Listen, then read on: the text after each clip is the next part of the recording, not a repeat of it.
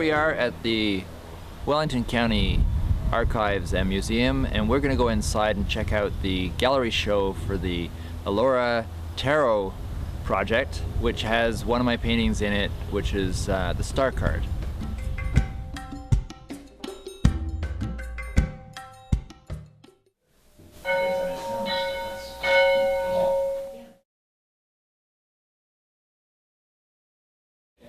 We're here at the Wellington County Museum and Archives. My name is Susan Dunlop. I'm the curator here. The show that is on right now, the Elora Tarot Card Project, has been a unique project, probably 2 years in the preparation, perhaps over 2 years, by the organizer Shelley Carter of Elora. And she brought together 65 artists from the community to interpret the tarot deck, which is 78 cards. And as you may or may not know, tarot is all about the past, the present, and the future. And here at this building that we are in, that is hosting it, is a National Historic Site as the oldest remaining rural poorhouse in Canada. And we feel quite passionately here that this is a story that also needs to be told. It's also about the past, the present, and the future. So I do hope that you will come and visit this extraordinary exhibit at the Elora Tarot Project, as well as come and see the story of the poorhouse and learn about the transitions here as well.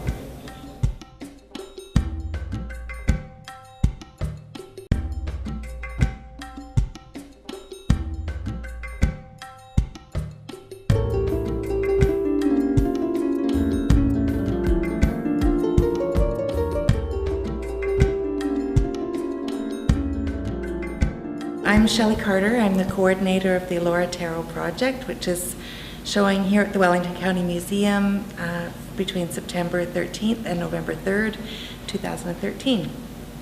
There are 78 pieces in the gallery, each created by an individual artist in their own style and medium, using the Rider-Waite-Smith Tarot deck as our base deck.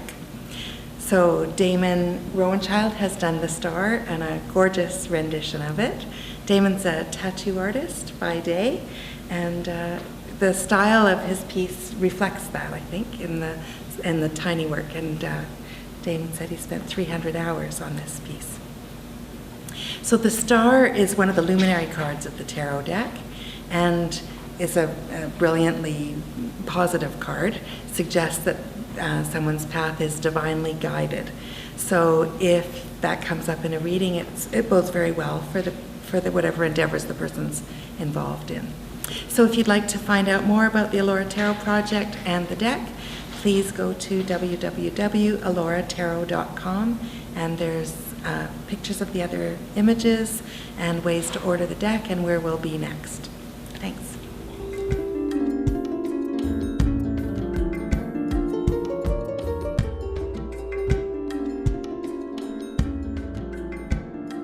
Here I am at the Elora Tarot Project gallery show, and right now we're in the gallery room, and I'm standing in front of my painting, which is the Star card.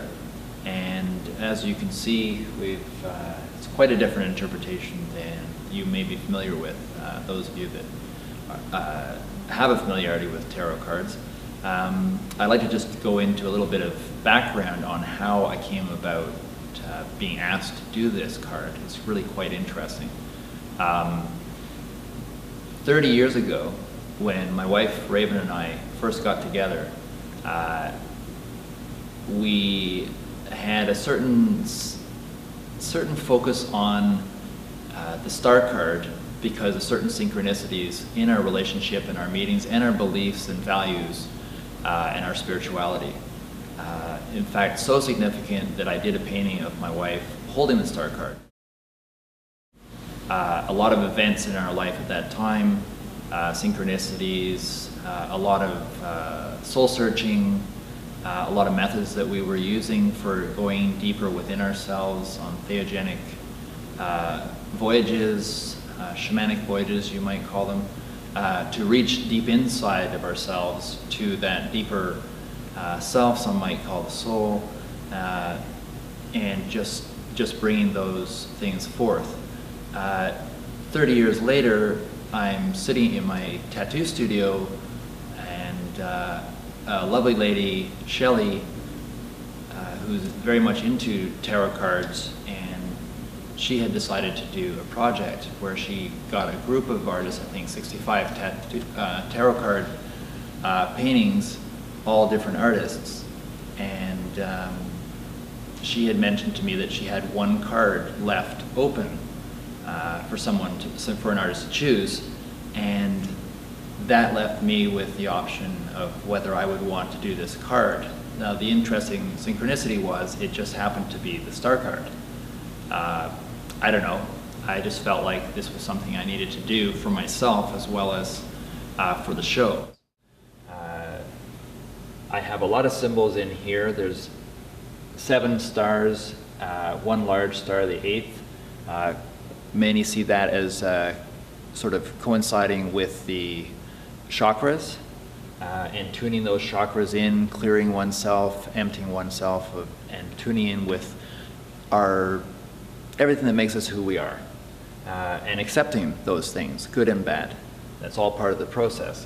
What I found that I really liked about this card is it really represents what my clients coming to me with their tattoo project are going through, and that is that they're coming to deal with whatever their life has given them, and to process that and to not judge it, and to move to a higher place of wisdom within themselves, and to tap into that deeper wisdom that they have inside as well, and not to see themselves as broken but as always whole. And what I found, what really works well with this symbolism, is you have your pool of wisdom within yourself, symbolized by the pool that's right here in front of us. I have the mushrooms, which represent a deep inner wisdom, and that accessibility to that inner wisdom that's related to the planet, the organic growth. Here we have the 2 urns, one of them sitting up, one is poured into the pool. Around the urn that's pouring into the pool, on the sides here, we have the green vine growing both sides up her arm, including morning glory plant that's part of the vine, which also symbolizes the inner wisdom and tapping into that. Basically, what the earth provides us to connect to her deeper wisdom. Now, if you look at that plant as it grows up her arm, it slowly transforms and changes into her tattoo design. Now, for me, that is to symbolize that someone coming to get a tattoo, at least with my approach, the tattoo represents their deeper inner wisdom and their connection to it. And in a sense, it's like putting your soul on the outside of your body, or a soul print. So that transformation of the wisdom from the earth and beyond, coming up and transforming into the tattoos that are not just on her, but a part of her, integrated. That's what people coming to me are doing. They are transforming themselves and moving into a deeper and more whole relationship with themselves. The tattoo not being just a picture on the body, but actually the process being the tattoo, and that process integrating them on a soul level to something deeper within themselves. Well, what impresses me is about them coming is that people are coming here, number one, they're following their intuition. They're not going by some cardboard cutout diagnostic, what they've been told by a doctor or by, a therapist. They're following, well, number one, they're intuitively tuning into themselves on a certain level. I'll call it heart level, for lack of just something simple. They are, number one, number two, I should say, they are acknowledging their, the depth of themselves, and that there is something shifting. Number three, the fact that what's shifting is maybe they're not intellectually going there, but they're following as if that there is health in what a lot of people would consider frailty or trauma or suffering. That there is something, there's a pregnancy or a creative energy within that depth of darkness, in darkness depending on the situation. But because most of the people who have, or many people who have come to me, they have at some point had this collapse of some sort, whether it's an illness, whether it's sexual abuse, whatever, and they are following some kind of intuitive sense that takes them to my door, in this case, and they're working with, yes, I'm a facilitator, but really they're working with themselves. They are dishing out mass helpings of love to themselves, which people don't commonly do. Like, they are investing this time, energy, money, and going inwards, getting creative, which most people think they're not creative, and yet they're doing this.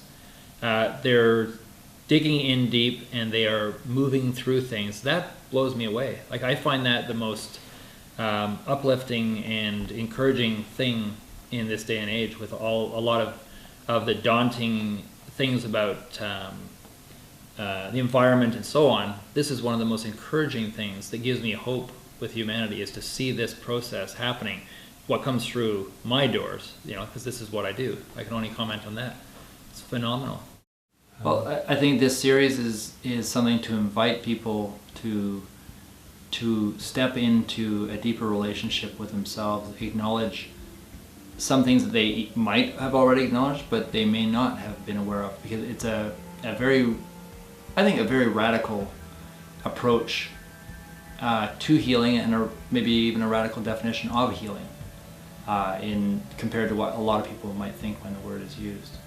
But they will definitely come face to face with a lot of things that they'll probably recognize within themselves, that they'll either don't know or try to refuse. But it's not necessarily going to be a comfortable voyage, although it'll be very enlightening.